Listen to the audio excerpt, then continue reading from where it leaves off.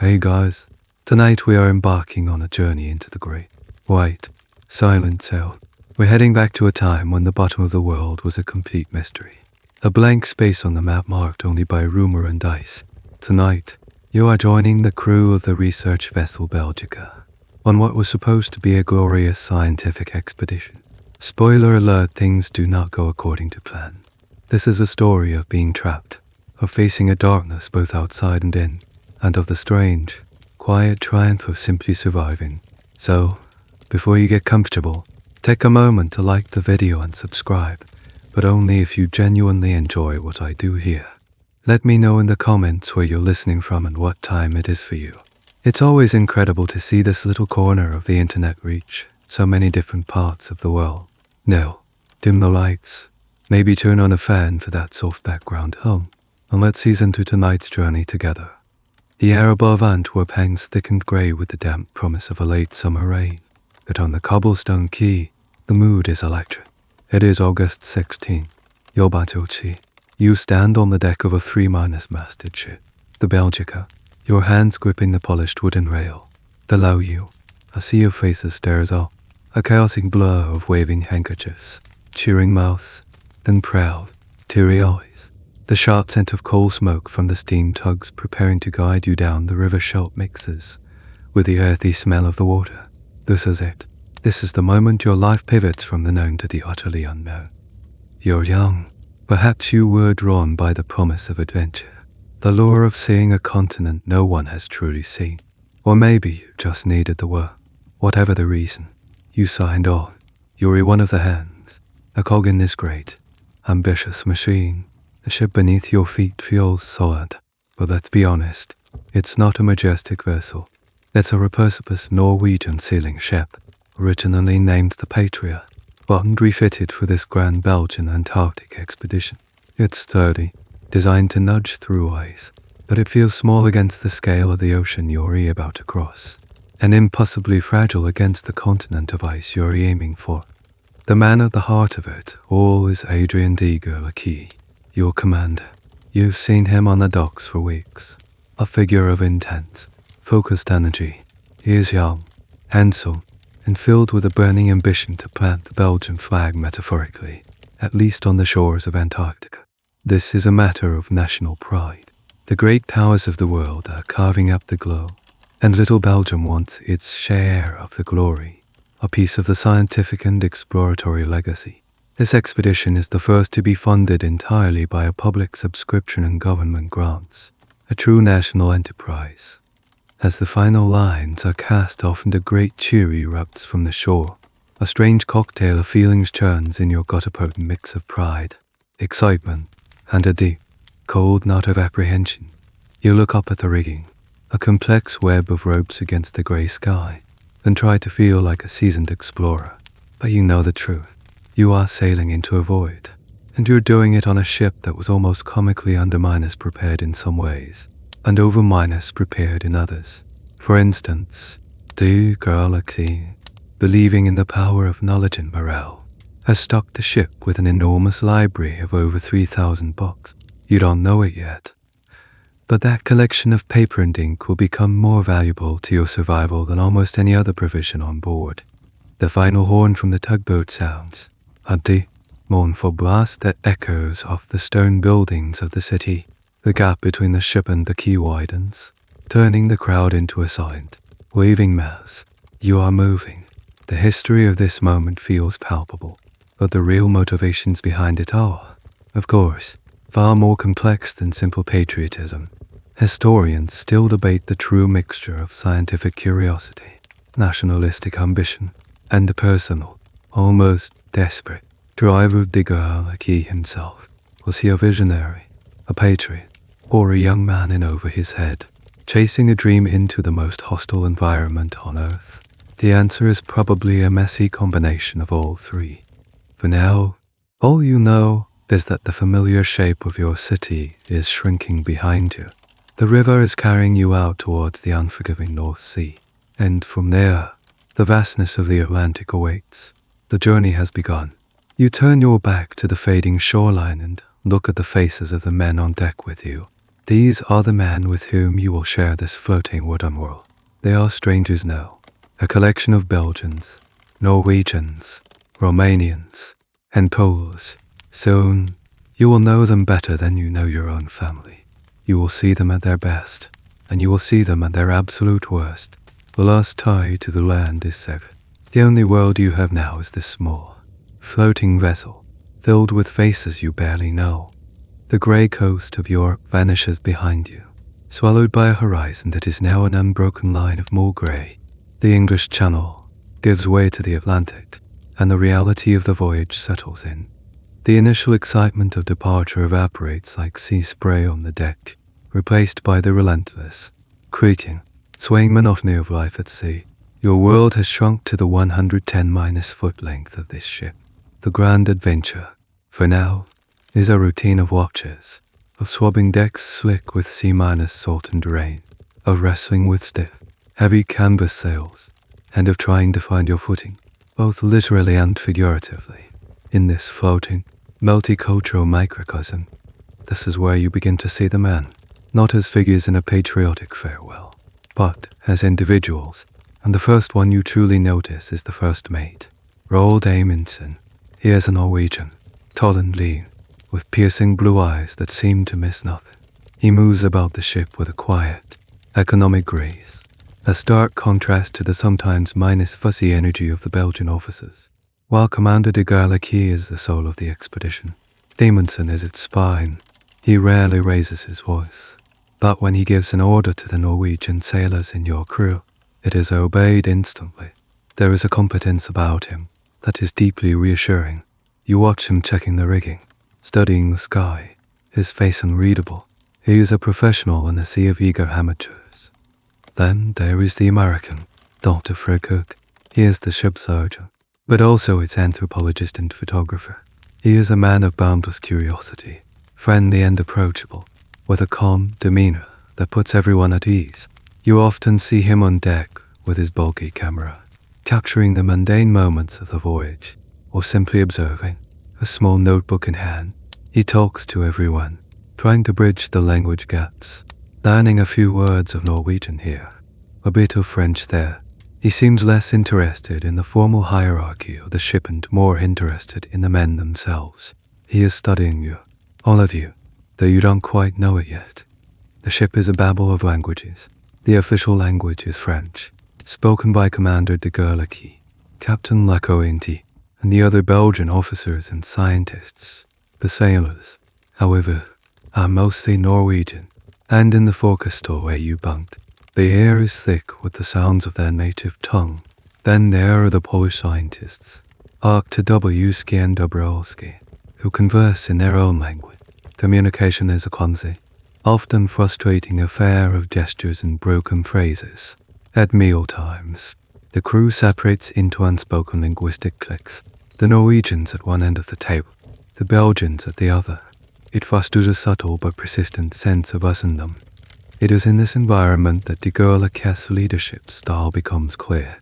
He is meticulous, a micromanager. He has planned every detail, from the scientific objectives to the menu. This obsessive planning is what got the expedition funded.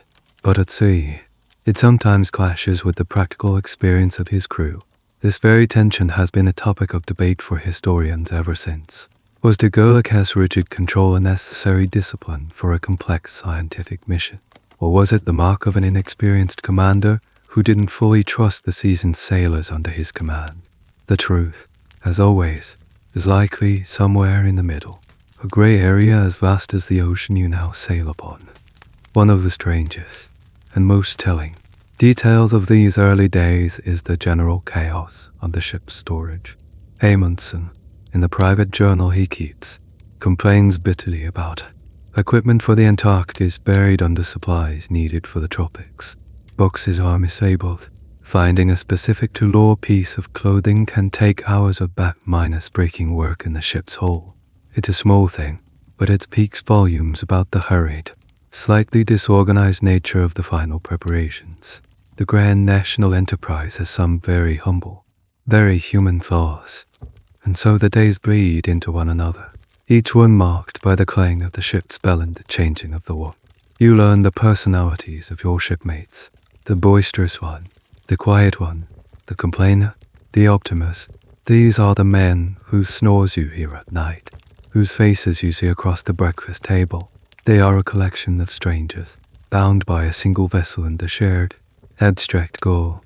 Who know, their quirks are just points of idle interest, but you are sailing south, towards a world of immense pressure, a world of ice and darkness, and you sense, in the deep, quiet parts of your mind, that these little frictions, these language barriers and personality clashes, will be magnified 1,000 times over when the ship stops moving and the world freezes around you. Weeks bleed into months. The oppressive grey of the North Atlantic gradually gives way to the vast, shimmering blue of the tropic. The sun, once a rare visitor, is now a relentless, baking presence. The thick wool clothing you departed in is unbearable, and the crew works in sweat-stained shirts, their skin turning brown and leathery. The ship sails through the doldrums, where the wind dies completely and the Belgica wallows in the glassy, rolling swell, her sails slatting uselessly against the mast. The ship's steam engine, a noisy, coal-belching beast, is fired up to push you through the dead air. Your first major stop is Rio de Janeiro. The sight of land after so long at sea is a physical shock. The lush, green mountains rising behind the city seem impossibly vibrant, and a sort of color after the monochrome world of the ocean. But the stop is not a happy one. The expedition is already behind schedule and over budget. There is tension between Gerlache and some of the crew. Here, in the heat and chaos of Rio, some men desert, their dreams of polar glory having melted away in the tropical sun. Replacements are hired, but the incident leaves a sour taste, a faint crack in the expedition's morale. Then, you sail south, ever south. The weather turns again. To warm, humid air gives way to a brisk coolness, then to a biting, damp cold. The flying fish of the tropics are replaced by albatrosses, magnificent, lonely birds that glide in the ship's wake for days on end. They're immense wingspan masters of the wind. You round Cape Horn, not through the notoriously violent Drake Passage, but through the slightly more sheltered, though still treacherous, Strait of Magellan. The landscape here is a dramatic prelude to what is to come: jagged, snow-dusted peaks, dark forests, and glaciers that spill down to the sea like frozen rivers. Your final port of call, the last outpost of civilization before you leap into the void, is Punta Arenas in Chile, the southernmost city in the world. It's a raw, wind-swept frontier town, a collection of low, functional buildings huddled against the relentless Patagonian weather. This is your last chance for fresh food, for mail, for the simple pleasure of walking on ground that doesn't sway beneath your feet. You and the others take on final provisions, sacks of coal, boxes of hardtack biscuits, and, most importantly, slabs of salted meat. But it is here that a small, seemingly insignificant event occurs that will have profound consequences. Dr. Cook, the American doctor, observes the local indigenous people, the Argan. He notes their robust health, despite their harsh environment, and he is fascinated by their diet, which consists almost entirely of fresh meat and fat from seals and fish. There are no vegetables, no grains, no fruit. He files this observation away in his curious, methodical mind. It's a little piece of anthropological data that, in the decades to come, will resurface as a radical, life-saving idea. The town is also full of grizzled whalers and sealers, men who have flirted with the edges of the ice. Their stories are not tales of glory, but of hardship. They talk of ships crushed by ice, of sudden, violent storms that appear from nowhere, and of the sheer, soul-crushing scale of the south. Their warnings are dismissed by some of the expedition's more eager members as the ramblings of uneducated men. But you listen, and that cold knot of apprehension in your gut tightens. The eye debate over the best last stop for Antarctic expeditions was a common one in this era. Some favored the Falkland Islands, others Hobart in Australia, and still others, like Gerlache, chose South America. Historians of exploration analyze these choices, seeing them as reflections of an expedition's budget, its scientific goals, and its commander's understanding of regional weather patterns and supply chains. The Gerlache's choice was logical, the shortest route to the peninsula he wished to explore, but it also meant relying on the limited resources of a remote frontier town. On the day of departure from Punta Arenas, there is no cheering crowd, no waving handkerchiefs, just a handful of weathered locals watching as the Belgica, now laden to the waterline with coal and supplies, steams out into the strait. The feeling is completely different from the departure in Antwerp. The patriotic fanfare is gone, replaced by a grim, quiet sense of purpose. Every man on board knows what comes next. There are no more stops. There is no turning back. The next land you see will not be soil and trees, but a continent made of ice. The ship feels heavy, not just with supplies, but with the weight of expectation and the chilling, unspoken possibility of failure. The portal to the Antarctic is closing behind you. The relative shelter of the Strait of Magellan is now a memory. The Belgica pushes its nose out into the infamous Drake Passage, and the world immediately changes. This stretch of water is where the Atlantic, Pacific, and Southern Oceans collide, a ferocious, unimpeded swirl of water circling the bottom of the globe. The sea, which had been choppy, now becomes mountainous, enormous waves, the color of slate. Lift your little ship up to dizzying heights. Hold it there for a hot minus stopping moment with a clear view of a churning, chaotic siesta, and then drop it sickeningly into a deep trough between swells. Life becomes a constant battle against gravity. Nothing stays where it's put. A tin mug slides off a table and clatters across the floor. You wedge yourself into your bunk at night to keep from being thrown out.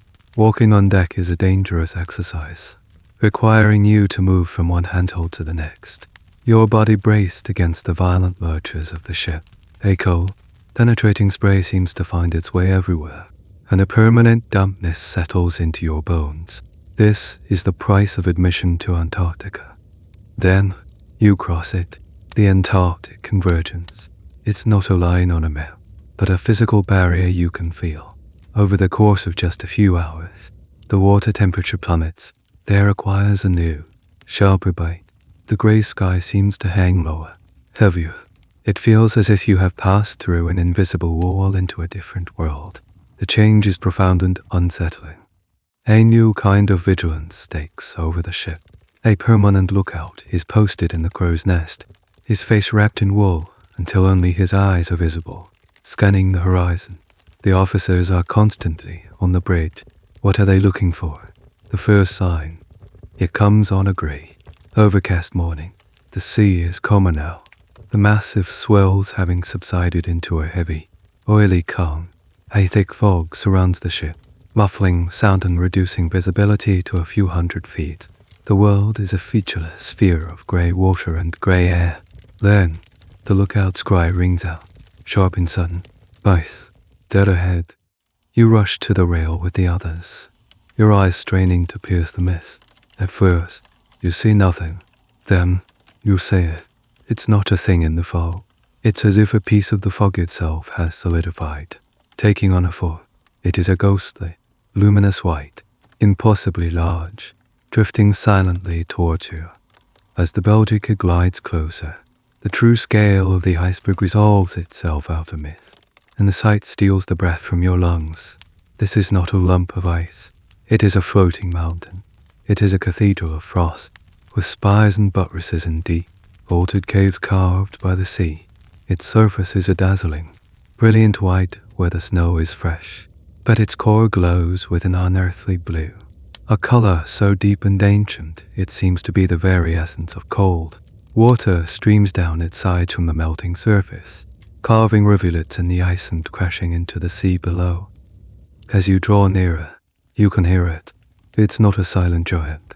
The iceberg groans and creaks, the sound of immense internal pressures shifting, and there is another, stranger sound, a constant, gentle fizzing, like a billion tiny bubbles bursting.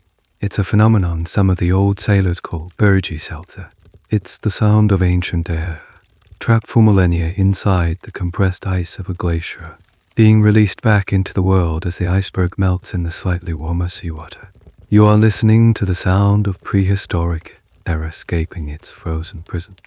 The ship passes by its flank, and you feel utterly dwarfed, a tiny, insignificant thing of wood and iron next to this monument of nature. The air in its immediate vicinity is noticeably colder, a pocket of pure, refrigerated air hanging over the water. You look at the other men, the scientists, Ark2W and Dabrowski, are ecstatic, pointing and scribbling furiously in their notebooks. Amundsen, the Norwegian mate, stands a little apart, his arms crossed, his gaze watchful and assessing.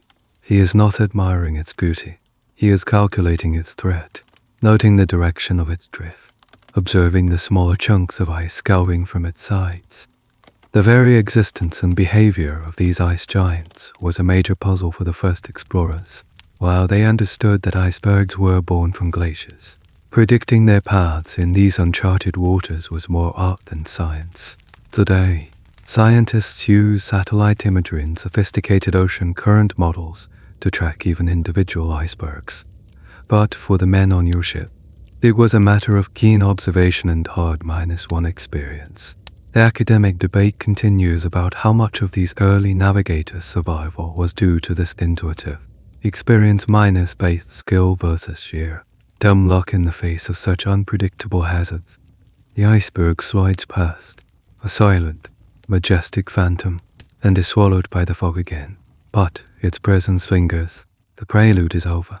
You have seen the first true citizen of the Antarctic, and as the day wears on and the fog begins to thin, you see more of them, and then something else on the horizon, a low, continuous, shimmering white line. It is not another iceberg, it is land, a coastline made entirely of ice. You have arrived.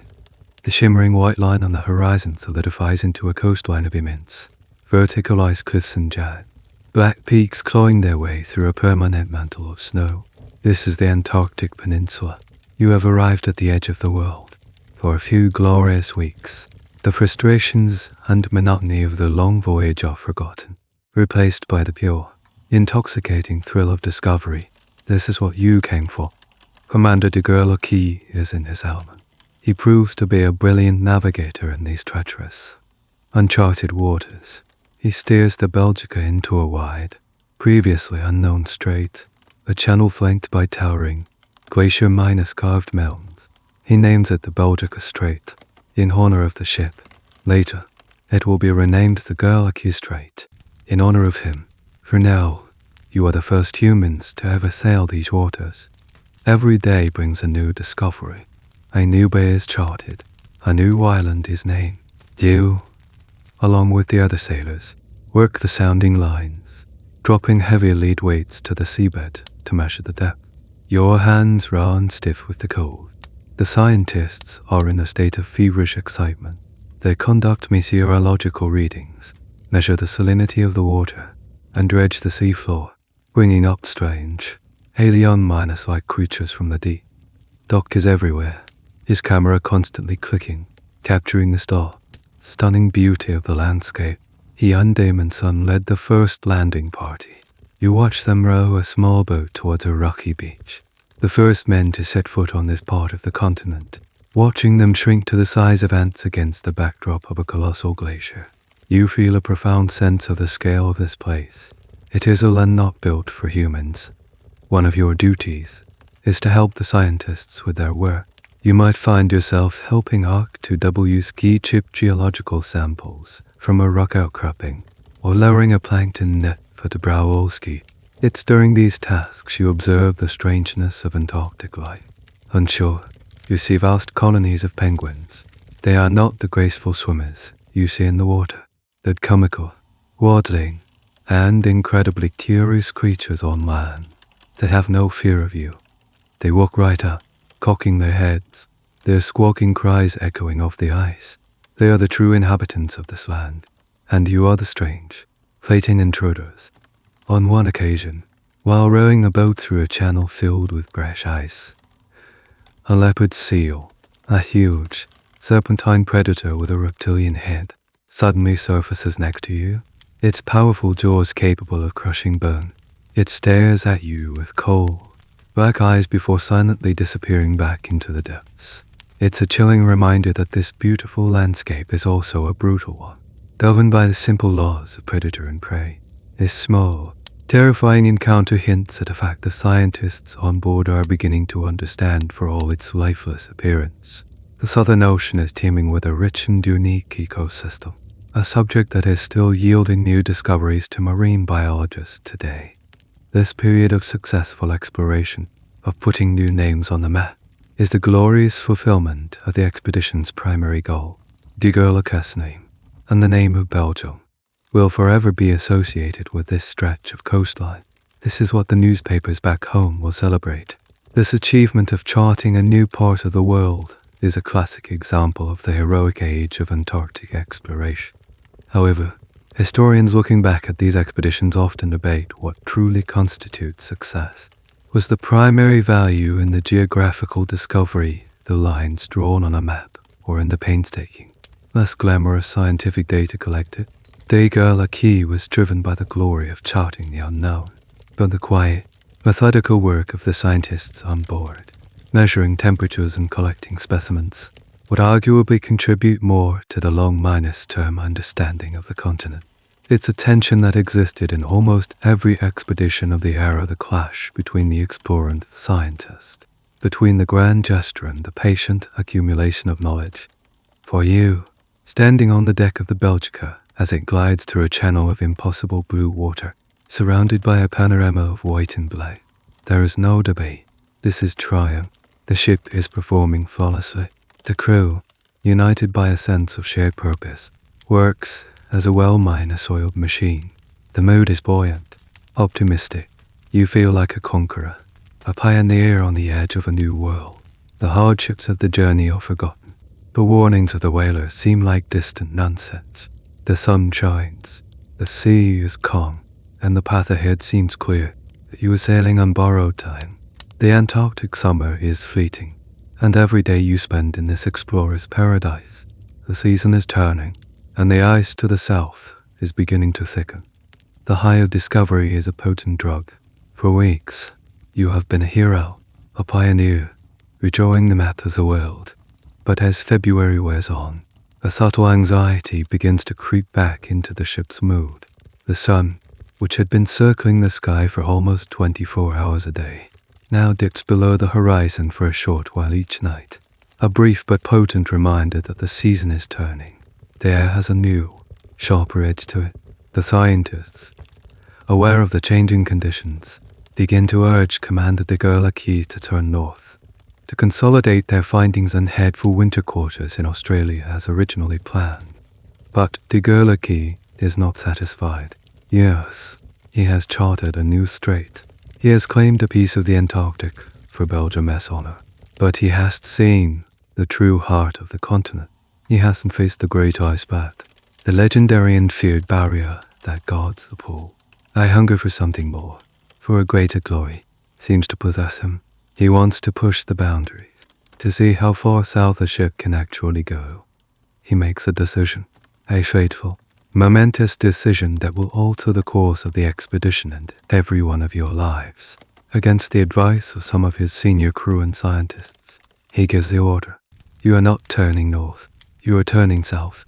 The ship leaves the relative shelter of the Gerlache Strait and enters the Bellingshausen Sea. The landscape changes. The towering mountains of the peninsula recede, replaced by a vast, open horizon. The sea is no longer clear, deep blue. It is dotted with more and more ice.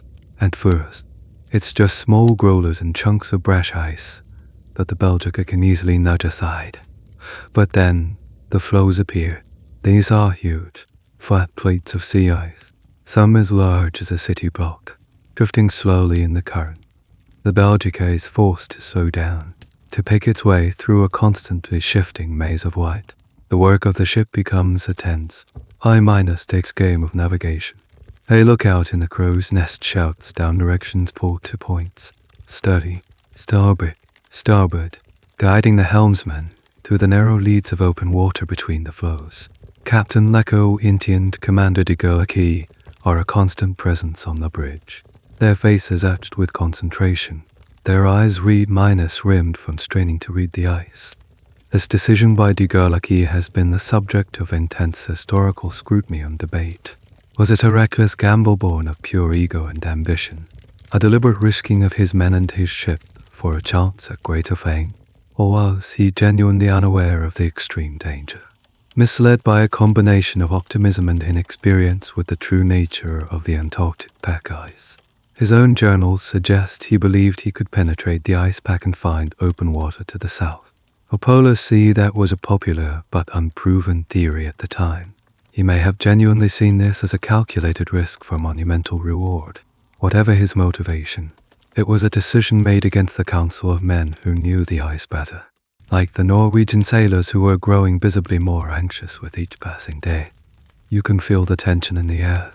The buoyant optimism of the previous weeks is gone, replaced by a sullen, nervous silence. You work the ropes in the rudder, following orders, but a cold dread begins to seep into your bones. The farther south you go, the denser the ice becomes. The leads of open water get narrower and narrower. Sometimes the ship gets temporarily stuck, pinched between two massive foes that grind against the hull with a deep, groaning sound that you can feel through the soles of your boots. On one of these occasions, Dr. Cook, the ever-minus curious observer, performs a small experiment. He drops a weighted line over the side to measure the thickness of the ice floe you are pressed against. It is over 10 feet thick, and it is not solid. It is a mosaic of smaller pieces, frozen together by the relentless cold. He notes the immense pressure that has fused these pieces into a single, massive sheet. It's a chillingly practical demonstration of the power you are wading into. The ship's reinforced hull was designed to push aside loose ice, not to withstand the pressure of an entire frozen ocean consolidating around it. Still, the Gerlache pushes on. He is chasing a ghost, a dream of the open polar sea. But the farther south you sail, the more you realize he is not finding an open sea. He is leading you deeper and deeper into a trap. A wide, silent, and slowly closing trap from which there may be no escape. The ship, once a vessel of discovery, now feels like a coffin being delivered into its own grave. The world has become a labyrinth. The game of navigating the leads has turned into a slow, grinding battle for every foot of forward motion.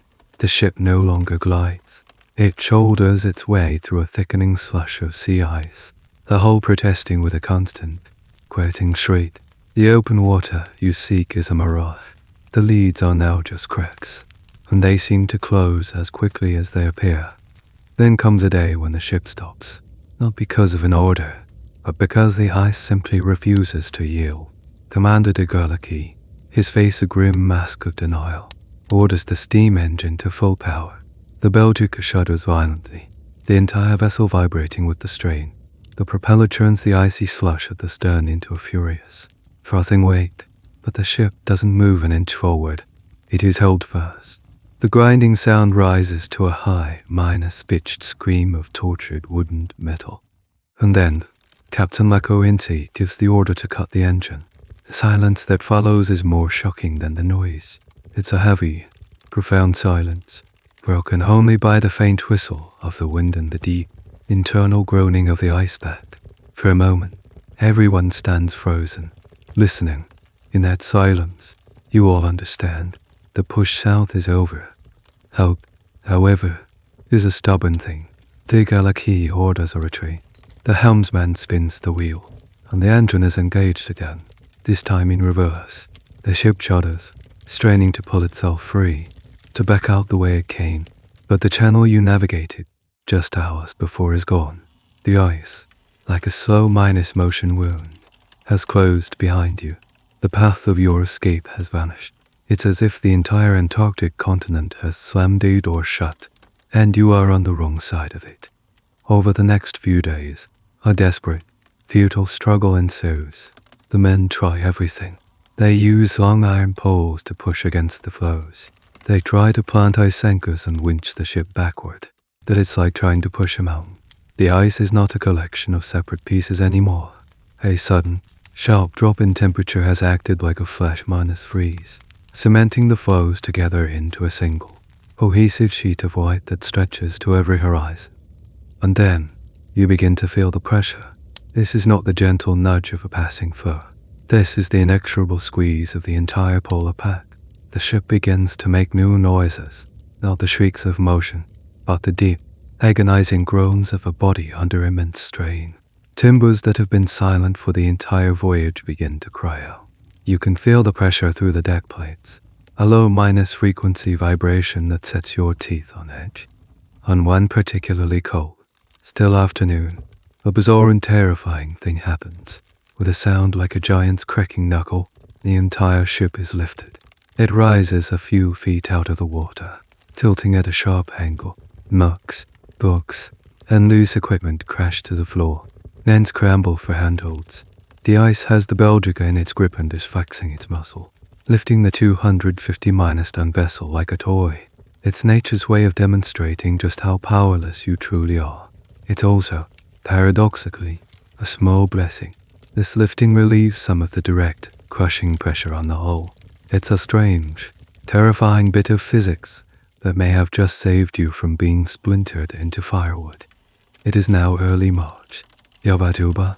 The sun is setting earlier each day. The last hope of escape has died. Gerlache, his face pale, finally concedes defeat. He gathers the crew on the tilting. Ice-bound deck. His announcement is grim and brief. They are trapped. There is no way out. They must prepare to spend the winter here, frozen into the pack ice. And so, the Belgica expedition earns a distinction. It becomes the very first scientific expedition in history to overwinter in the Antarctic. This was not a prize they sought. It is a terrifying, unintentional, and deeply dubious honor. The academic world, of course, has spent years dissecting this moment.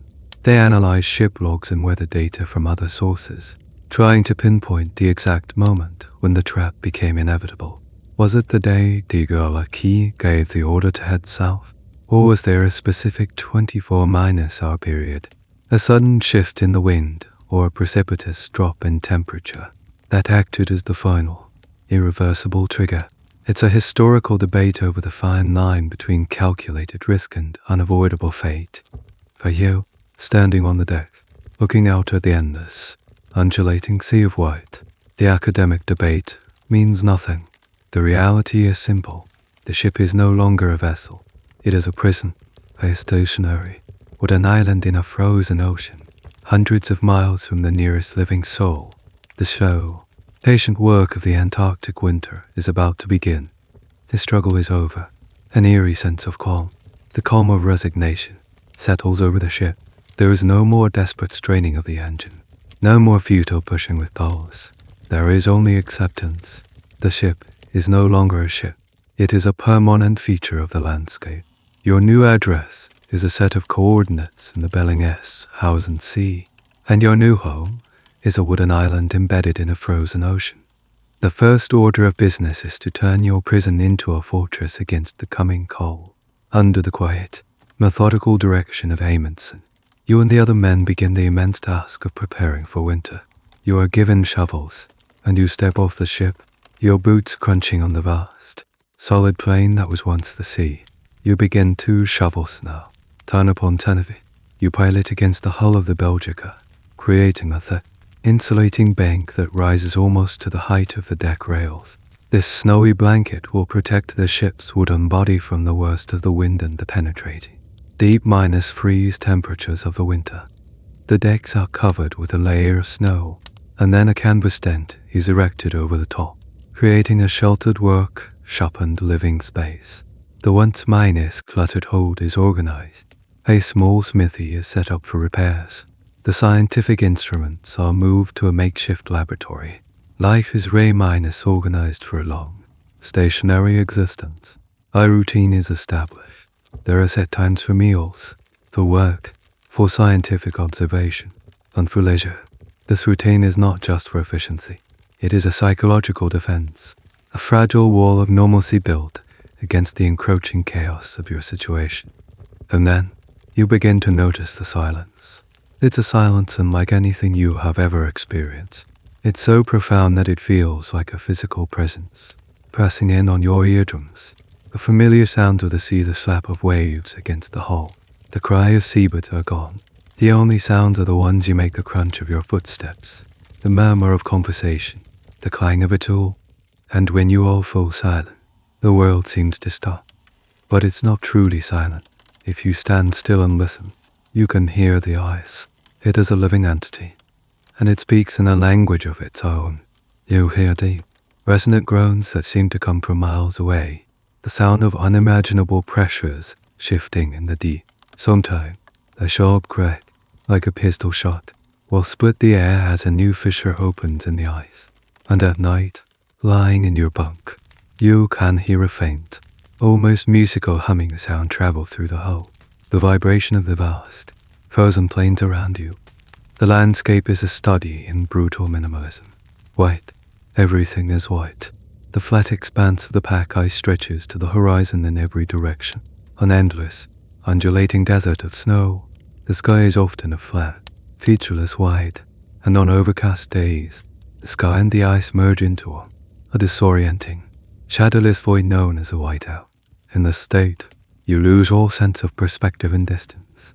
A small pressure ridge a few hundred feet away can look like a mountain range on the horizon. It's an environment that starves the senses and plays tricks on the mind. Amidst this alien world, there is one small, absurd reminder of home: the ship's kit. Nansen. He was named after Fridtjof Nansen, the famous Norwegian explorer whose own ship, the Fram, was designed to do exactly what the Belgica is now doing: unintentionally drift while locked in the ice. Nansen the cat seems utterly unfazed by his new surroundings. He stalks across the snow with an air of feline dignity, batting at loose ice crystals, a tiny speck of familiar, living warmth in the vast, cold emptiness. His simple, animal presence is a strange comfort. You are the first. This is a fact that sinks in slowly.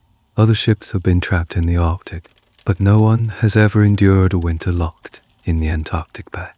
There are no books to tell you what to expect, no survival guides, no stories from old sailors. You are writing the book.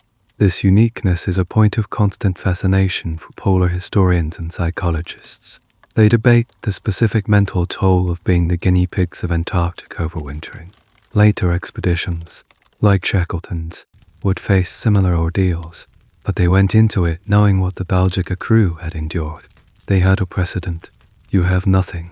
Every strange mode, every new fear, every physical symptom is a terrifying new discovery. You are explorers of a psychological continent as unknown as the physical one outside. The days are growing noticeably shorter. The sun rises later, hangs lower in the sky, and sets earlier, painting the endless white landscape in brief, spectacular hues of pink and orange. But you know that soon, even that small comfort will be gone. Soon, the sun will set and not rise again for months. You are settling into your white, silent prison, and you can feel the darkness gathering at the edges of the world, preparing to swallow you whole. The sun has become a fleeting, precious thing. Each day, it rises a little later and with less conviction. A pale, weary disk that struggles to climb above the northern horizon. It casts long, distorted shadows across the ice, making the familiar pressure ridges and snowdrifts look like grotesque, alien sculptures. The spectacular, vibrant sunsets of the early autumn have given way to a weak, washed minus-out glow that lingers for a while before surrendering to the creeping dusk. You find yourself marking the passage of these last days of light. A profound, instinctual sense of dread builds in the pit of your stomach. Every man on board knows what is coming. It is a topic of conversation that is both constant and constantly avoided. The long night, the newt pool air. On May 17th, it happens. You gather on deck with the other men, a silent, bundled minus congregation. You watch as the sun's upper rim, a tiny sliver of brilliant orange, touches the horizon. It seems to hang there for an eternity. The final, desperate spark of fire in a world of ice. Then, with a slowness that feels both agonizing and inevitable, it sinks out of sight. It is gone. A collective sigh, a puff of white condensation in the frigid air, escapes the grill. No one says a word. You stand there for a long time, staring at the northern horizon where a faint, ghostly, Reddish minus purple afterglow is the only evidence that the sun ever existed. That glow will linger for a few more days. A faint twilight that provides a few hours of murky visibility around noon. And then, that will fade, leaving you in a world of absolute and unrelenting darkness. The psychological impact is immediate and profound. Your body, your internal clock, is completely unmoored. There is no sunrise to wake up to, no sunset to mark the end of the day. The routine established by Amundsen becomes the only anchor in a sea of timelessness. The clanging of the bell for meals, the scheduled work details, the scientific readings, these are the only things that give the endless river of darkness any shape. You try to work, but the simple act of moving around outside the ship is now a major undertaking. You must carry a lantern at all times, its yellow flame creating a small, fragile bubble of light in the immense blackness. The lantern casts strange, dancing shadows, turning your companions into lurching, ghostly figures. The cold deepens, reaching levels you didn't think were possible. The mercury in the thermometers freezes solid. Your breath freezes instantly on your skull, creating a stiff, icy mask around your face. I knew. More insidious enemy than the cold begins to make its presence felt. The damp moisture from cooking and breathing condenses on the cold inner walls of the ship, coating everything in a layer of frost and clammy rot. Your blankets are perpetually damp. Your clothes never feel truly dry. One of the most peculiar and unnerving phenomena of the polar night is the aurora australis, the southern lights. On clear nights, ethereal curtains of pale green and violet light will ripple silently across the sky. They are breathtakingly beautiful, an otherworldly display of nature's magic, but they provide no warmth, no comfort. They are cold, silent. Ghostly light only serves to emphasize the alien nature of the world you are trapped in. They feel less like a gift and more like the spectral twitching S of a dead planet.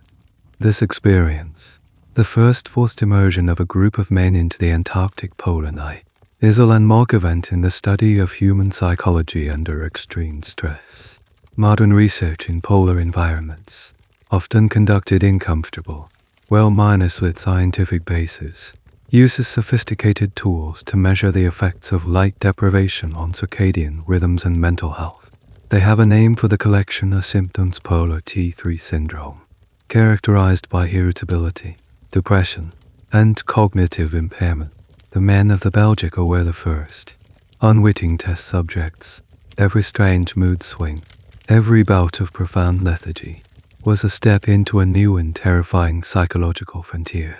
The academic debate on this is fascinating. How much of their subsequent decline was due to this unprecedented psychological stress, and how much was due to the purely physical ailment that was now beginning to fester in the darkness.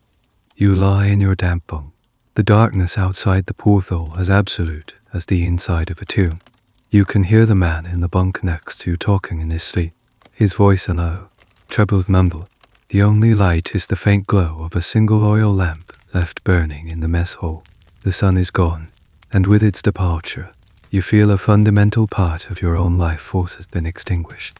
You are adrift in a sea of black, and you begin to wonder, with a cold, creeping fear, if you will ever see the light again. The darkness is a physical weight. It presses down on your eyelids when you try to wake, making the effort of swinging your legs out of your damp bunk feel monumental. But now, another, more insidious enemy begins to stalk the corridors of the ice-bound ship. It stalks subtly, a general feeling of lethargy that you can't seem to shake. A deep, aching weariness in your joints that has nothing to do with the day's work.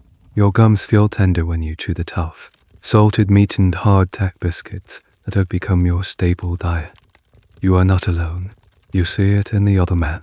Their faces, already pale from the lack of sun, take on a strange, waxy, almost greenish hue in the flickering lamplight. Their eyes become dull and listless. Tempers, already frayed by the confinement in the dark, become shorter. Small arguments flare up over nothing. A profound, collective depression, a polar malaise, settles over the ship like a suffocating blanket. Then the physical symptoms worsen. You notice bruises appearing on your legs and arms. Dirt, ugly splotches that you don't remember earning. Your gums begin to swell, becoming soft and spongy, and they bleed at the slightest touch.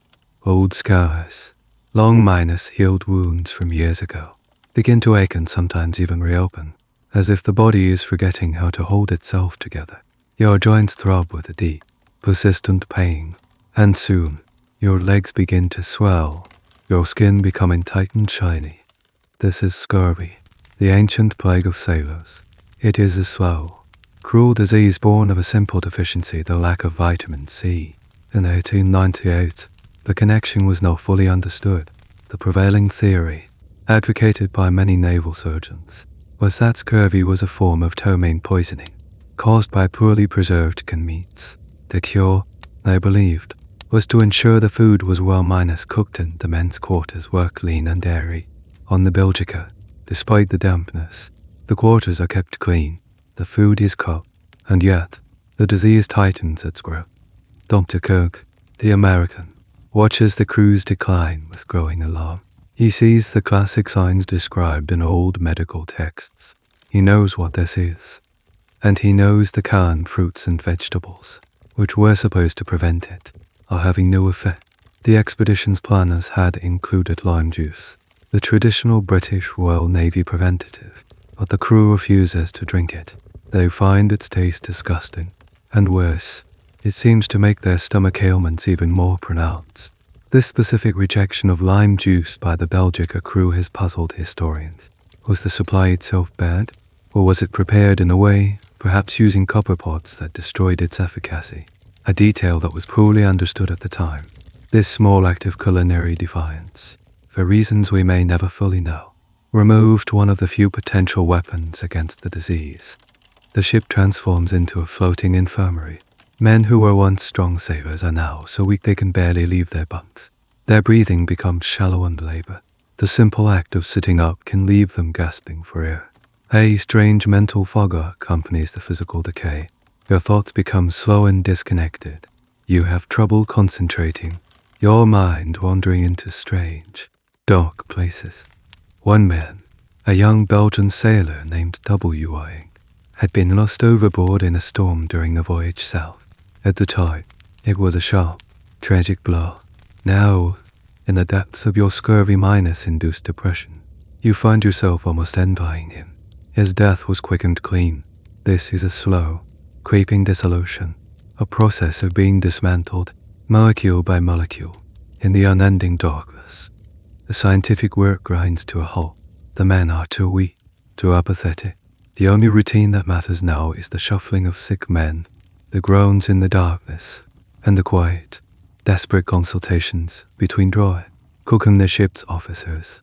They are facing an enemy that is all the more terrifying because it is invisible, an enemy that is growing from within their own bodies.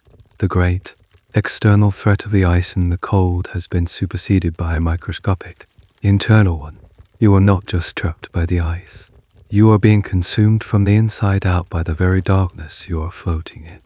The physical decay is terrifying, but it is the unraveling of the mind that is the true horror of the polite.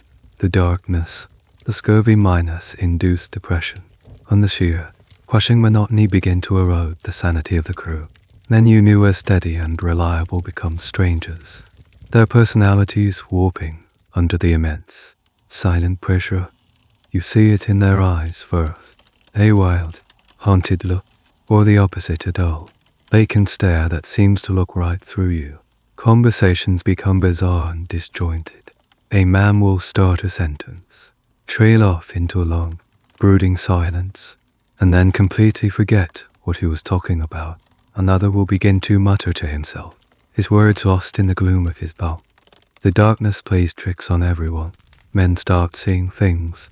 A fleeting shadow in the corner of a room is interpreted as a lurking figure.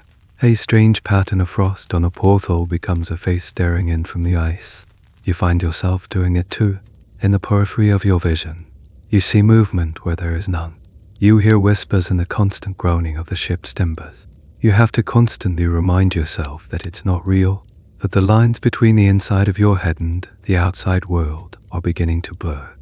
One of the Norwegian sailors, a man who was once a tower of strength, begins to exhibit signs of what the others call polar madness. He stops speaking to anyone. He hoards his food, convinced the others are trying to poison him. He will sit and stare at a single spot on the wall for hours, his body completely still. At other times, he is seized by a restless energy, pacing the narrow confines of the ship like a caged animal. His paranoia becomes a tangible presence, a small pocket of intense madness that infects the atmosphere around him. Then comes the breaking point. Another man, one of the Belgian scientists, succumbs completely. He declares that he is going home. He calmly begins to pack his bag, explaining to his horrified bunkmates that he is going to walk back to Belgium. He is completely serious. He cannot be reasoned with. He is gently but firmly confined to his bunk, where he weeps and pleads to be allowed to start his impossible journey. The most shocking and tragic event is the death of the ship's cat, Nansen. One day, he simply disappears. A search is organized, men shuffling through the darkness with lanterns, calling his name, but he is gone. The consensus is that he, too, succumbed to the madness of the dog, and simply walked away from the ship, a tiny speck of life disappearing into the infinite, frozen emptiness. His loss is a devastating blow to the crew's morale, far out of proportion to the loss of a simple animal. He was a symbol of normalcy, a last, living link to the familiar world, and now he, too, has been claimed by the Antarctic. The expedition's commander, Gerlache, and his second minus command, Leuven, are not immune. They withdraw into themselves, consumed by a deep, dark depression born of guilt and despair. Leuven writes in his journal that he is contemplating suicide, that the thought of a quick end is a seductive comfort. Gerlache updates as well, convinced he will never leave this ice. The leadership of the ship has effectively collapsed. The chain of command has dissolved into a shared, democratic misery. This phenomenon, the complete breakdown of mental health in the polar night, is now a well-documented field of psychological study. But the men of the Belgica were its unwilling pioneers. Every delusion, every bout of paranoia, was a new data point in a terrifying, uncontrolled experiment. Modern polar stations are designed to mitigate these risks with carefully controlled lighting that mimics daylight, scheduled video calls with family, and access to mental health professionals. The crew of the Belgica had none of this. They had only the flickering lamplight and the encroaching madness. Historians who study the expedition's records are still struck by the raw, desperate accounts of this period. They debate the precise interplay of the causal factors. How much of the madness was a direct result of the vitamin deficiency, which is known to cause severe depression and confusion, and how much was a purely psychological reaction to the unprecedented stress of their environment. It is an impossible question to definitively answer. A perfect storm of physical and mental decay. You lie in your bunk, listening to the ravings of a sick roommate, the quiet weeping of another. The cold and the scurvy are killing your body, but you realize with a chilling clarity that the darkness is trying to kill your mind, and you are not sure which will win first. The ship is no longer just a prison. It has become an asylum, adrift in the black heart of the world. In the suffocating darkness of the ship, hope has died. Gerlache and Leuven, the commander and his captain, are ghosts haunting their own expedition. Having surrendered to a fatalistic despair, they have written their last wills, their leadership dissolving into the same black apathy that has infected the rest of the crew. The ship is adrift, not just on the ice, but in a sea of madness and disease, without a captain at the helm. But in this vacuum, a new center of gravity begins to form. It is not born of rank or title, but of sheer, indomitable will. To men step out of the shadows the American doctor, Frederick, and the Norwegian first mate, Roald Amundsen, cook, the quiet observer, and Amundsen, the quiet professional. While the others have been succumbing to the darkness, they have been watching, thinking, and refusing to surrender. Cook has seen that the official remedies are useless. The men who refuse the lime juice get sick. The men who sit down get just as sick. The meticulously prepared canned goods, the pride of the expedition's stores, are doing nothing. His methodical mind keeps returning to his time in Patagonia, to the healthy, robust Jargon people. He remembers their diet, so shockingly simple and yet so effective: fresh seal meat, fresh fish, lard, and blubber. They had no vegetables, no lime juice, milk, and food from Belgium, and they had no scurvy. He formed a radical hypothesis, one that flies in the face of the established medical wisdom of the day. The leading theory was that scurvy was a kind of poison from tainted meat. But what if the theory was exactly backwards? What if the sickness wasn't caused by the presence of bad food, but by the absence of fresh food? What if the cure was not in a bottle of lime juice, but in the living flesh of the creatures that survived on the ice around them? He approaches the hollowed miners out leadership. In the dim, flickering light of the mess hall, he lays out his plan. It is simple, brutal, and to the refined palates of the Belgian officers, utterly revolting. They must abandon the canned rations. They must stop eating the salted pork and beef. They must force themselves to eat what the continent provides. They must eat penguins and seals, and not just the muscle meat, cooked until it is palatable and safe. Cook insists they must eat it all. The organs, rich in substances he can't name but intuitively knows are vital. The blubber, and most shockingly, they must consume the blood, either fresh or lightly cooked into a soup. He argues that this is the only way to ingest the vital, life-giving properties that are destroyed by conventional cooking and preserving. He is, without knowing the term, prescribing a diet of vitamin C and B12. He is prescribing a savage diet for men who considered themselves the pinnacle of civilization. The reaction is one of absolute horror.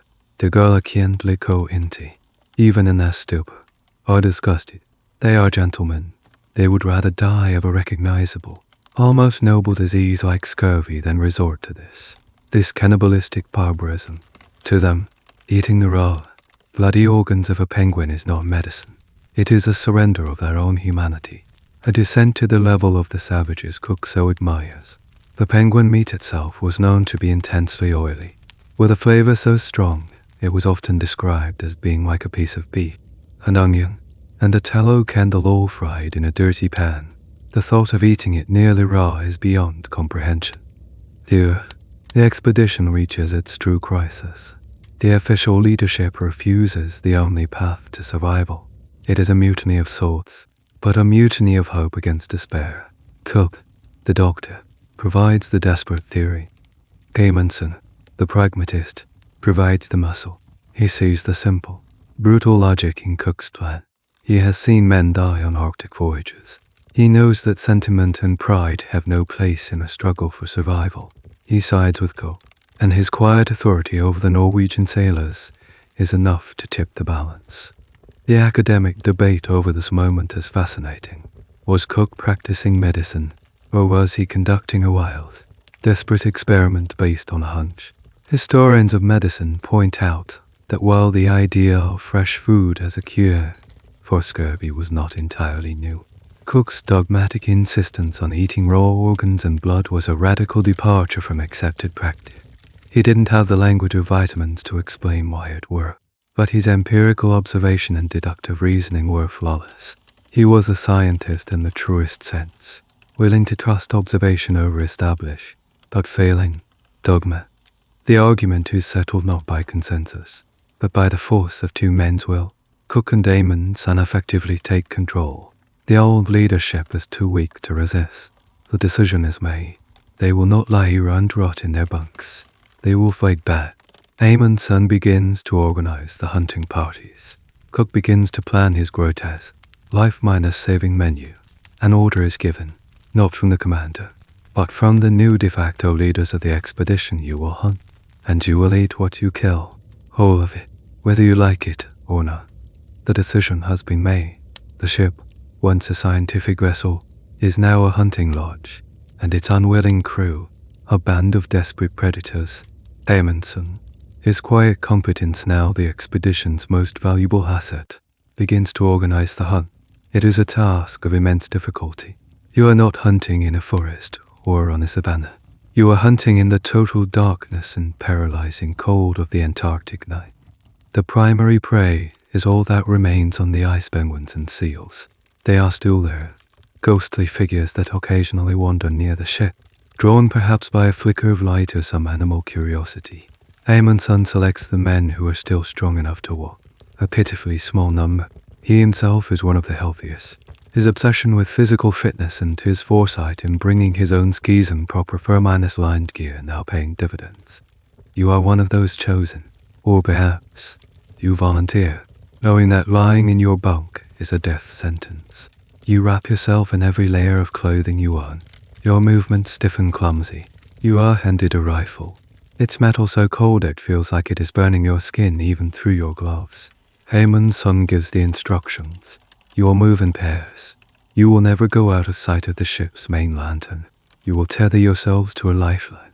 These are the rules that will keep you from simply vanishing into the infinite blackness. Stepping off the ship is like stepping onto another planet.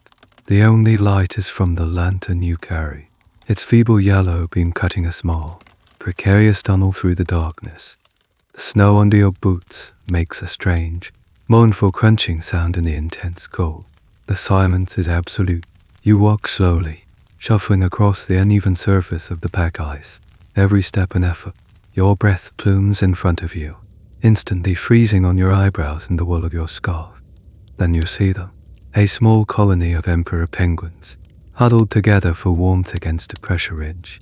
They are eerily silent in the darkness, their white chests looking like ghostly apparitions in the lantern light. There is no sport in this, no thrill of the chase. This is grim, necessary work. It is an execution. The sharp crack of the rifle shot is a shocking violation of the immense silence. The other penguins squawk in alarm and waddle away, disappearing into the darkness, leaving their fallen comrades behind. The seals are harder. They are powerful, surprisingly fast on the ice, and dangerous. The hunt for them is a tense, frightening affair. But you are desperate. You drag the heavy carcasses of the penguins and seals back to the ship, your muscles screaming in protest, your lungs burning from the frigid air. Back on the Belgica, Doctor presides over the next, even more difficult, part of the process. He becomes the ship's butcher and its head chef. In the flickering, smoky light of the galley, he lays out his grim prescription. He carves the birds and the seals, his medical knowledge of anatomy guiding his hands. He sets aside the muscle meat, but he carefully saves the heart, the liver, the kidneys. He drains the blood into a pot. He prepares the first meal. It is a soup, a thin, dark broth made from the blood and boiled scraps of meat, and he serves the heart and liver, either raw or very lightly seared. The smell is game and wild. The sight of it is, to your civilized eyes, utterly revolting. But Cook and Amundsen lead by example.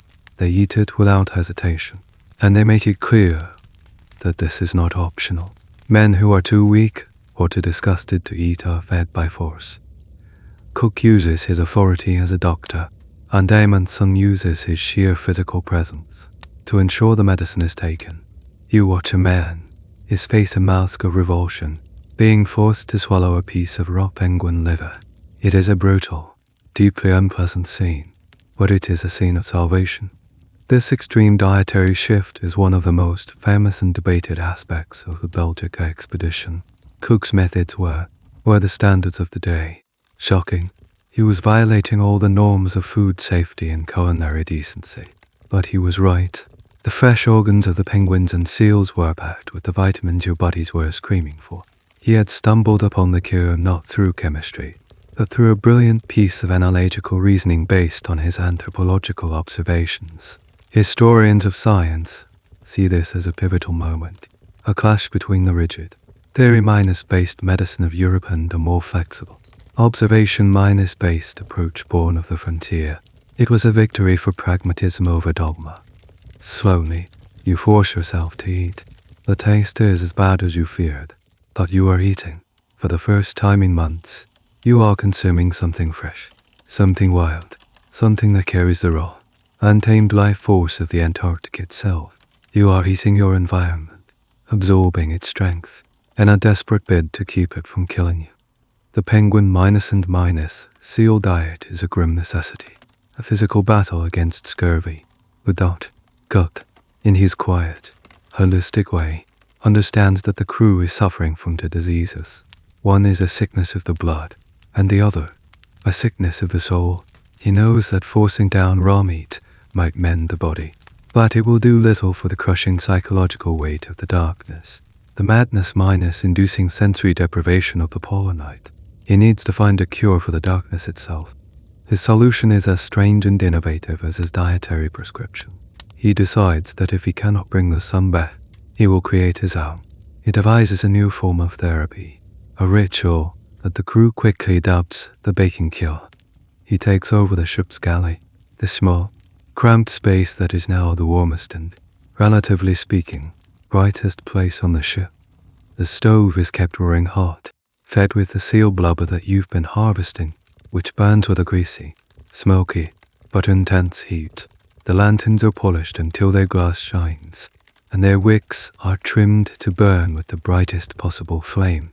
The galley becomes a sauna, a sweat lodge, a temple of artificial heat and light. Then, the treatment begins.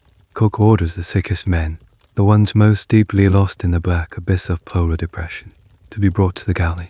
You and the other healthier crew members half-minus carry. Half-minus drag them from their door. Cold bunks. They are weak, apathetic, their eyes vacant. They offer no resistance. They are stripped down to their undercloths and sat on a stool directly in front of the roaring stove. And they bake. The intense, dry heat washes over their pale, clammy skin. The bright, yellow glare of the lanterns assaults their eyes, which have been accustomed to darkness for months. At first, they are listless, hunched over, seemingly unaware of their surroundings. But Cook is patient. He makes them stay there for an hour, sometimes longer. Slowly, miraculously, something begins to change. The heat begins to penetrate their child bodies. A faint flush of color appears on their waxy cheeks. Pores that have been clamped shut for months begin to open, and for the first time in a long time, they begin to sweat. The physical sensation of warmth and perspiration is a powerful, primal memory of being alive, a feeling they had almost forgotten.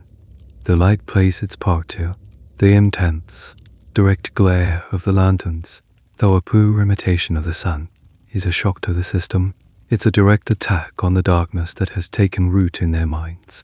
Cook encourages them to keep their eyes open, to look at the flames, to absorb the light. It's a crude but effective form of light therapy, decades before the term would even be invented. While they bake, Cook talks to them. His voice is calm and steady, a constant, reassuring presence. He doesn't talk about their symptoms or their fears. He tells them stories. He talks about the future. He speaks, with absolute conviction, of the sun's eventual return. He paints a picture of the day the ice will break, of the feeling of the ship moving again, of the taste of fresh fruit in a warm port. He is prescribing a potent dose of a medicine he knows is just as vital as penguin liver hope. The academic world, particularly psychologists who study sensory deprivation and seasonal affective disorder SAD, are fascinated by Cook's baking cure. They see in it an intuitive, almost shamanistic understanding of the deep connection between light, heat, and mental well-minus being. Was Cook consciously trying to reset their circadian rhythms, or was his approach more holistic, an attempt to treat the whole person to warm the body, stimulate the eyes, and engage the mind all at once? It's a debate about the line between folk remedy and pioneering psychotherapy. His methods were unscientific in their execution, but their results suggest he had tapped into a profound truth about the human need for physical sensation and light. After their session, the men are rubbed down and taken back to their bunks, and you see a difference. It's small, but it's there. A flicker of awareness in a vacant eye. A man who hasn't spoken in weeks might mumble a single word. A man lost in paranoia might have a moment of quiet lucidity.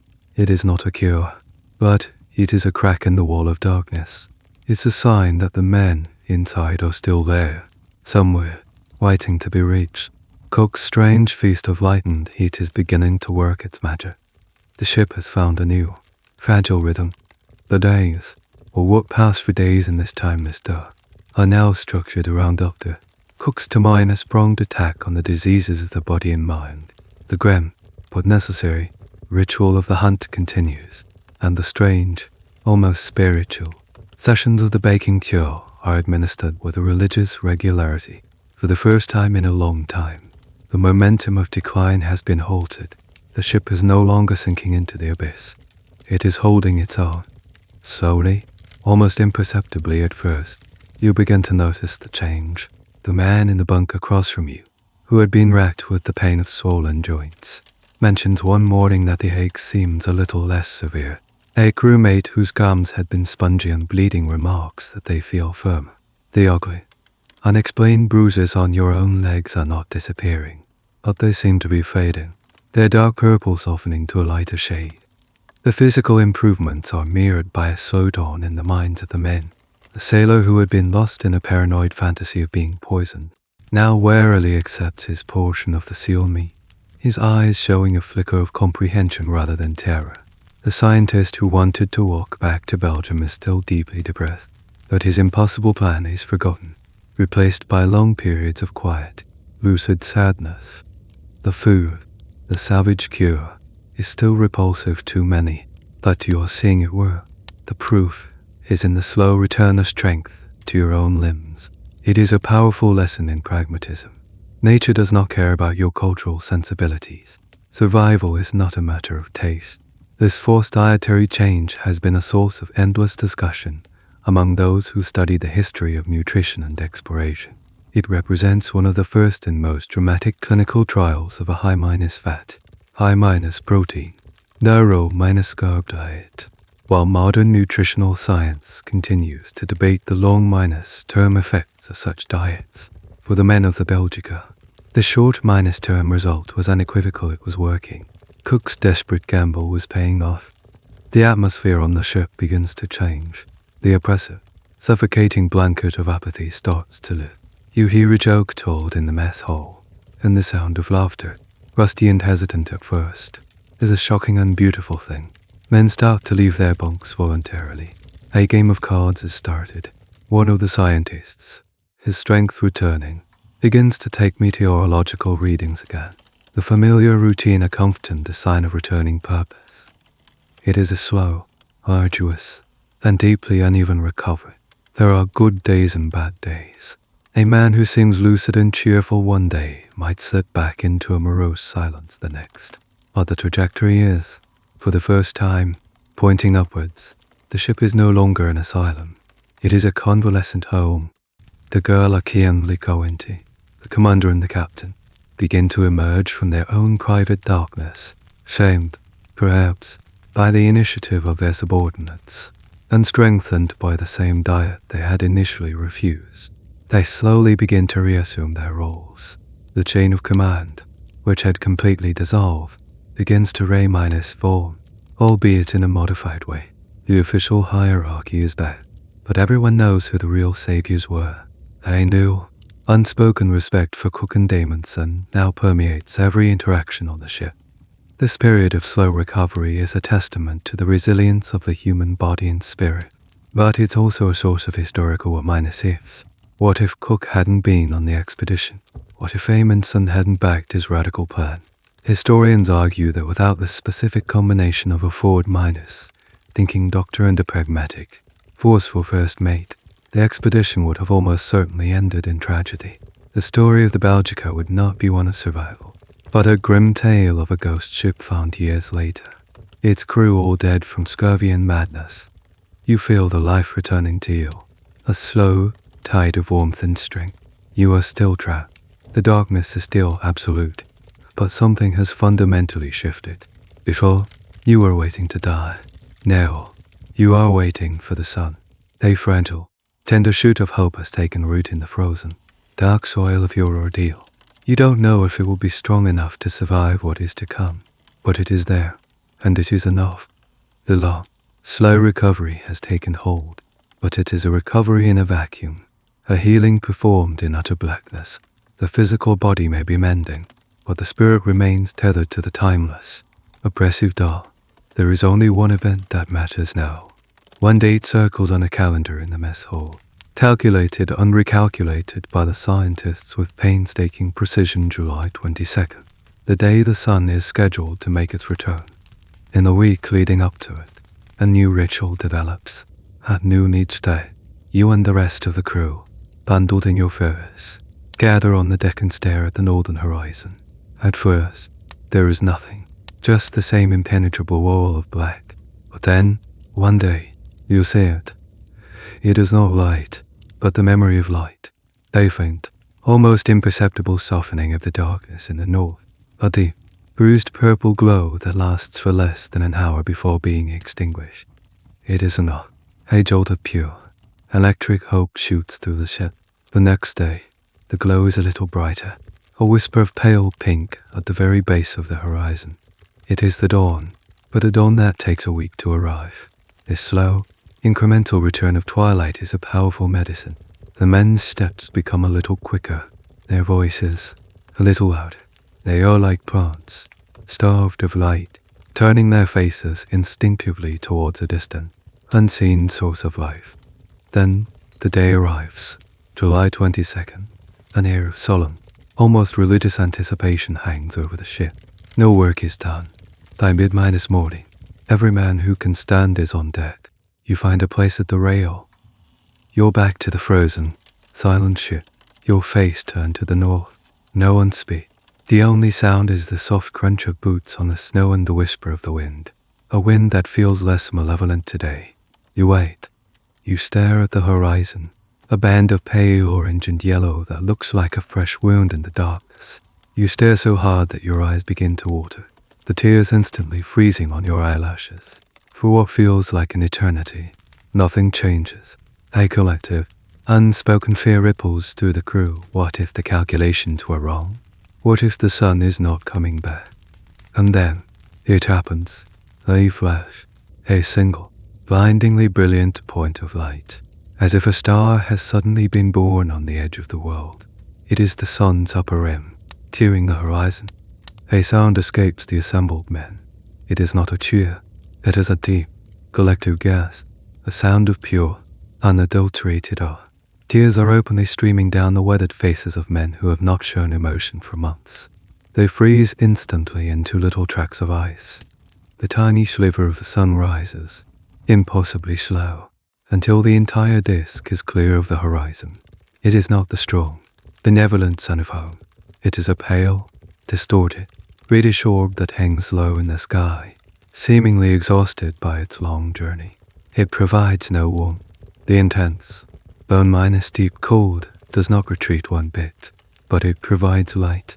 The light washes over the deck, illuminating your faces for the first time in over 2 months. You look at your companions and see them clearly, not as shadowy figures in the lamplight, but as they truly are gaunt, bearded, their skin pale, their eyes wide with a shared, profound experience. The light spills out across the ice bed, revealing the full, majestic, terrifying scale of your prison. The landscape is no longer a formless dark, but a breathtaking panorama of white and pale blue that stretches to infinity. This moment, the return of the sun, is more than just the end of the polar night. It is a resurrection. It is the physical, undeniable proof that the darkness is not eternal. That Cook's promises were not just the hopeful ramblings of a desperate man. The raw, emotional power of this moment is something modern science tries to understand through the cold language of biology and psychology. They can explain how the light hitting your retina triggers the pituitary gland, restarting the production of serotonin or resetting your internal clock. But the academic debate continues. Is the profound emotional relief of this moment simply a biochemical reaction? Or is it a deeper, almost spiritual response that is hardwired into the human soul? A vestige of a time when our distant ancestors worshipped the sun as a deity. Looking at the tear-minus streaked face of the sailor next to you, his hands clasped as if in prayer, you know the answer is not that simple. The sun stays for less than an hour, a brief, glorious cameo. It skims the horizon and then, with the same agonizing slowness, sinks out of sight, plunging you back into twilight. But it does not matter. The spell has been broken. The darkness is no longer absolute. The sun has shown its face. It has promised that it will return tomorrow, and the day after, and the day after that. You have survived the night. Now, all you have to do is survive the ice. The return of the sun is a turning point, a rebirth. With each passing day, it rises a little higher and stays a little longer, and the corresponding flood of light and hope reinvigorates the crew. The listlessness of the long dark is replaced by a restless, impatient energy. Your gaze is no longer fixed on the northern horizon, waiting for the sun, but on the south, west, and east, searching for a different kind of hope. A dark line, the crack, a sign that the ice is breaking up. The weeks drag on. August turns into September, then October. The ship remains held fast. The temperature rises, hovering just below freezing, but the immense, thick shield of pack ice around you seems unaffected. The constant, 24-hour daylight of the Antarctic summer returns, but now it feels like a mockery. The world is lit, but you are still in prison. The men become obsessed with the ice. They spend hours just staring at it, searching for any sign of weakness. They take bets on which direction a new crack will appear from. It is a slow, maddening waiting game. The initial joy of survival begins to curdle into a new kind of despair, the fear that the ice will not break this year, that you will be forced to endure a second winter, a fate that no one believes they can survive. And then, one day in early January 1899, a full year after you first entered the ice, a cry comes from the crow's nest. It's a cry of pure, unadulterated joy. Water, open water. Every man scrambles onto the deck, squinting against the brilliant glare of the sun on the snow, and you see it, far away to the west, the dark blue line on the horizon. It is the sea, the open, living, moving sea. It is salvation. A wild, impromptu celebration erupts. Men hug each other, laughing and shouting, but the celebration is short minus live.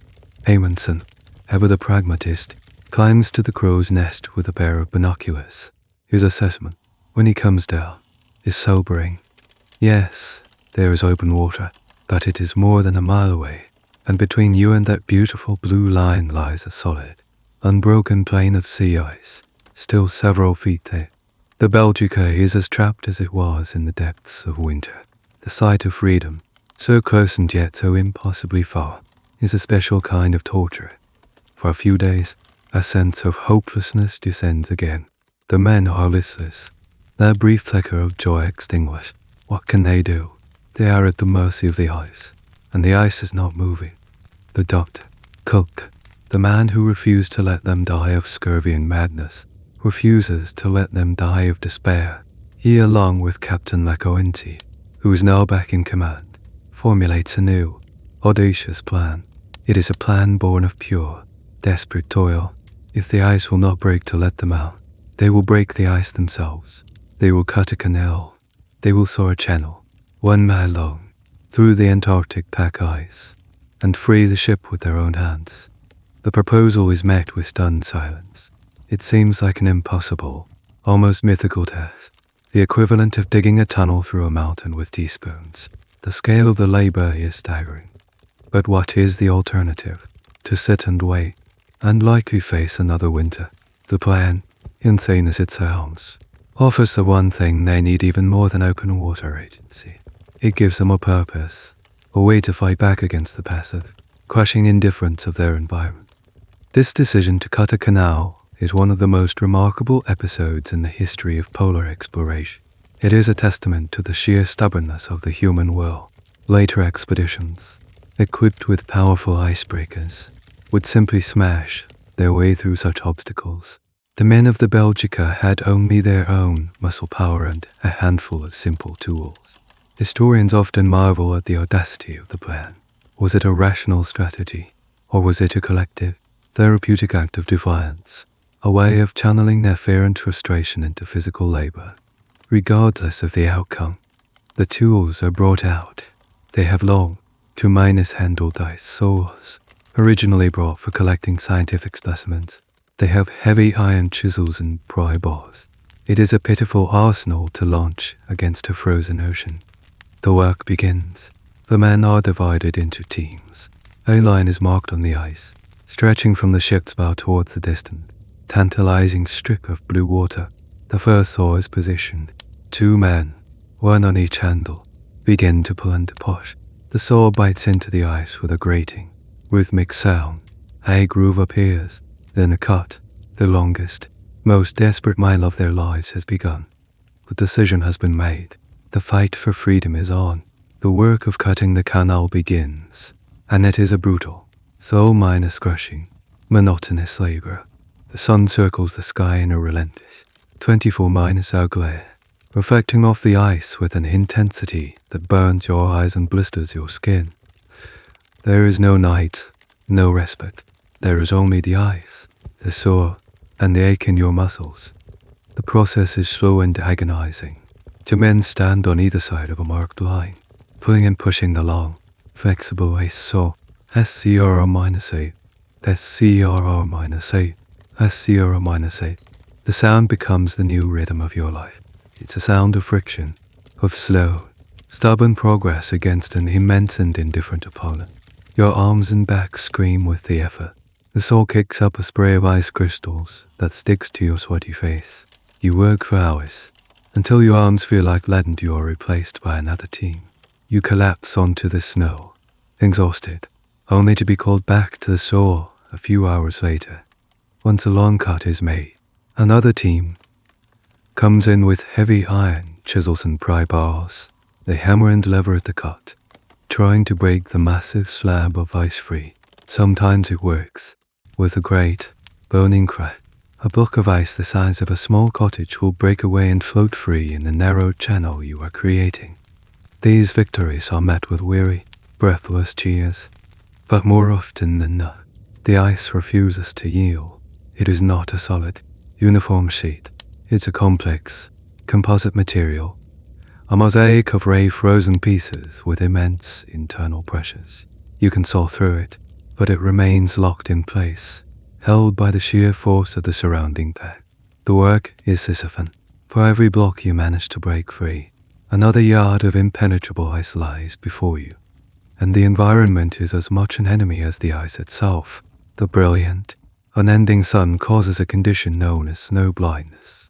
Your eyes feel like they are full of sand, and any exposure to the light is excruciating. The men are forced to improvise eye protection, cutting narrow slits into pieces of wood or cardboard, a crude imitation of the snow goggles used by Inuit hunters, a people whose wisdom would have been invaluable here. It is during this period of intense physical labor that the benefits of Dr. Cook's diet become undeniably clear. The men are strong. The scurvy is a distant memory. They have the stamina for this back-breaking work, a physical resilience they would have never possessed on a diet of salted meat and biscuits. This simple fact is a powerful data point for nutritionists and historians. It's a real -world demonstration of how a specific diet can directly translate into the kind of physical output needed for survival in extreme conditions. But the physical toil is only half the battle. The mental strain is immense. You look up from your work, your body screaming with fatigue, and you see the impossibly long line stretching towards that distant strip of blue water. It feels like you are making no progress at all. Days blur into one another. The canal lengthens by a few feet each day, a pathetic gain against the mile-long journey ahead. Despair is a constant companion, a whisper in your ear that this is all for nothing. One of the more peculiar and frustrating challenges is the nature of the ice itself. When you finally manage to break a large piece free, it often has nowhere to go. The narrow channel is quickly choked with these massive, floating blocks. Another team of men, working from a small boat in the freezing water, has the Sisyphean task of trying to push and pull these blocks out of the way to clear the path for the ship. It's like trying to solve a giant, frozen jigsaw puzzle with no solution. The academic world, particularly those who study the physics of sea ice, are fascinated by the Belgica's predicament. They use computer models to simulate the stresses and fracture dynamics of the pack ice, trying to understand why the canal didn't simply refreeze behind them. The answer lies in the season. It was late summer, and while the ice was thick, the ambient temperature was just high enough to prevent a hard refreeze. leaving the water in the canal as a liquid slurry. It was a tiny, critical piece of luck in a sea of misfortune. But you don't feel lucky. You feel exhausted. You feel like a cog in a pointless, grinding machine. You saw, you pry, you push, you eat, you sleep precious hours, and then you get up and do it all over again. Your world is reduced to the saw, the ice, and the Evermine is present, mocking line of blue water on the horizon. Days of toil bleed into weeks. The canal grows, a thin, dark scar on the white face of the iceberg. It lengthens foot by agonizing foot. The ship is slowly winched forward into the channel you've carved, a testament to your collective, desperate will. The distant line of blue water is no longer a dream on the horizon. It is closer. You can almost taste the salt spray. A new, fragile optimism begins to take root. You might actually make it. The teams work with a frantic, renewed energy. The rhythmic scrape, scrape, scrape of the saws becomes a sound of hope.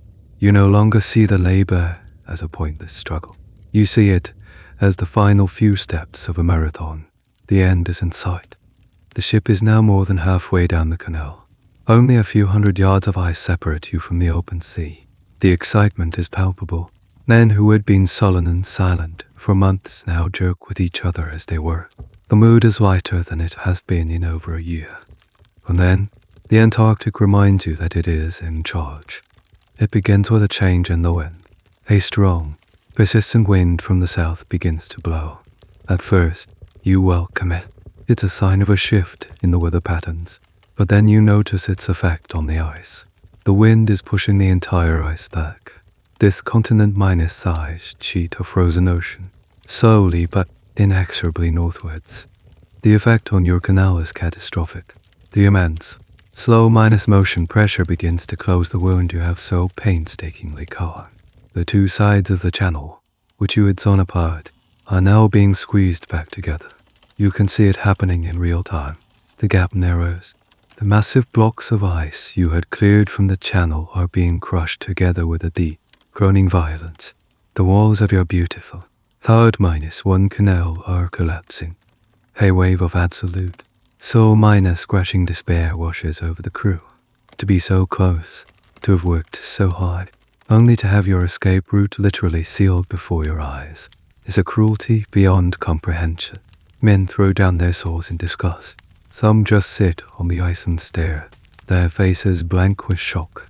All that work, all that pain, for nothing. This is the final test. The Gerlache, Lecoenti, Cook, and Amundsen, the leadership, both official and de facto, gather on the deck. The situation seems hopeless. The canal will be completely closed within a day or two. But they refuse to give up. They formulate one last, desperate plan. They still have a small supply of tonight, a type of explosive similar to dynamite, which they had brought for geological blasting. They decide to use it. They will try to blast their way through the final barrier of ice. It is a massive gamble. No one has ever tried to use explosives in this way on the pack ice. They have no idea if it will work. Will it shatter the ice? Or will it just create a useless hole? Could the shockwave damage the ship's hull? This moment is a point of great interest for polar historians and engineers. It represents a shift in tactics, from purely manual labor to the use of technology, however crude. It's a desperate, last-ditch effort that speaks to their refusal to accept defeat. The scientists, Arktowski and Dabrowski, are tasked with placing the charges. They work with a focus, grim intensity, drilling holes in the ice at the head of the canal, planting the explosives, and running the long fuses back to the ship. The crew is ordered back on board. You huddle on the deck, your hands over your ears, your heart pounding in your chest. The fuse is lit. A long, tense silence follows. The explosion is not a loud bang, but a deep, resonant POOM that you feel in your bones. A shockwave that travels through the ice and up through the hull of the ship. A huge plume of snow, ice, and black smoke erupts from the end of the canal. When the smoke clears, you see a scene of beautiful, chaotic destruction. The blast has shattered the remaining barrier. A network of deep cracks radiates outwards. The ice dam has been broken, but the canal is still closing. You are in a race against the relentless pressure of the pack. There is no time to lose. The Gerlache gives the order. Full steam ahead. The Belgica, which has been a stationary prisoner for over a year, shudders as its propeller bites into the water of the canal. You are moving. You are making the final, desperate dash for freedom through the closing, explosive minus shattered gap. The Belgica moves. It feels strange, unnatural, after 13 months of being a static, frozen island. The sensation of the ship shuddering under the power of its own engine is a shock to the system. You are lurching down the narrow, debris-minus choked canal, a channel you carved from the frozen world with your own sweat and blood. It is a desperate, frantic race. The pressure of the pack ice is relentless, and the walls of your escape route are audibly closing in behind you. Massive blocks of ice, loosened by the explosion, scrape and grind along the hull. The ship groans and protests, the same sounds of pressure you heard when the ice first took you. But now it is the sound of escape, not entrapment. Men are stationed along the deck with long poles, frantically pushing away the largest chunks of ice, trying to keep the path to the propeller clear. Everyone is shouting. The Gerlache is on the bridge, his voice hoarse as he bellows orders to the engine room, demanding every last ounce of power. You look over the side. The ice walls are so close you feel like you could reach out and touch them. You see the deep, straight grooves left by your saws, a testament to the weeks of agonizing labor. And you see those walls moving, squeezing the channel, threatening to grab the ship one last time and hold it fast. Then, you are through the gap. You have passed the choke point. The ship suddenly lurches into a different kind of motion. It is no longer the jarring shudder of navigating a narrow, icy channel. It is the gentle, familiar, long-minus forgotten swell of the open sea. A profound, stunned silence falls over the ship. The shouting stops. The engine is throttled back. You look ahead, and there is nothing but a vast, beautiful, impossibly blue expanse of water, dotted with a few distant, harmless icebergs. You look behind you, and you see the white continent, the edge of the pack ice you have just escaped. A solid, menacing line of white. The canal you cut is already gone, swallowed up, as if it never existed. You have done it. You are free. A single cheer breaks the silence, and then it is drowned out by a wave of pure, cathartic noise. Men are screaming, laughing, weeping. They are hugging each other, pounding each other on the back. Strong, stoic Norwegian sailors who have not shown a flicker of emotion for over a year are openly sobbing with relief. A flask of something strong appears, and it is passed from hand to hand. You lean against the rail, your legs weak, your entire body trembling with the release of a year's worth of tension. You take a deep breath. The air tastes different. It is clean, cold, and wonderfully, beautifully salty. It is the taste of the sea.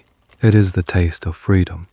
This moment, the escape of the Belgica, is a legendary tale of endurance in the annals of polar exploration. But it is also a moment that historians look at with a critical eye. The expedition was, by its original metrics, a failure. It failed to return in a single season. It went wildly over budget. It suffered a near-minus total collapse of morale and command. And yet, it succeeded in a way no one could have planned. It gathered the first minus ever detailed scientific data from an Antarctic winter. It pioneered new methods of survival, and it brought every single man back alive, a feat that many later, better minus equipped expeditions would fail to achieve. The debate continues: was the Gerlache a reckless fool or a lucky visionary? Was Cook a brilliant doctor or a maverick who got lucky? The story of the Belgica is a perfect case study in the messy, complex reality of exploration, where failure and triumph are often inextricably intertwined. As the Belgica steams north, away from the ice, a profound sense of peace settles over you. The long ordeal is over. You have been to the black heart of the world and returned. You have been taken apart by darkness, disease, and despair, and you have been put back together by raw meat, artificial sunlight, and your own stubborn will to live. You look at the faces of your crewmates. They are no longer strangers. They are brothers, forged in the crucible of the ice. You have shared an experience that no one else on Earth can comprehend. The physical scars will heal, but the memory of the great, white, silent self, and the long, dark night you endured there, will be etched into your soul forever. Now, the story is over, but your journey is not. The echoes of the day begin to soften and blur, as if you're re-looking at them through a gentle, warm haze.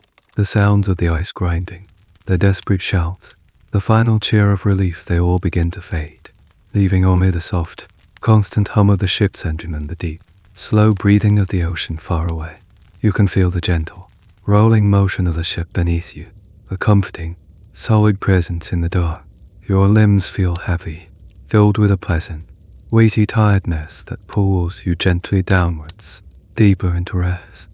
The images of the ordeal drift through your mind, not as sharp memories, but as gentle, watercolor dreams. The brilliant, terrible white of the endless ice, the impossible, inky black of the polar night, the deep, hypnotic glow of the returning sun on the horizon. They float and merge, losing their edges, becoming part of the soft tapestry of the night. You feel the slow, rhythmic rocking of the waves, a cradle moved by the tide. Your breathing deepens, matching the slow, ancient rhythm of the sea. The ordeal, with all its fear and all its triumph, is dissolving now, its purpose fulfilled. It has been transformed from suffering into resilience, from resilience into memory, and now, from memory into dream. There is nothing left to do, nothing left to fear. The ice is gone, the long night is over, and you are, too.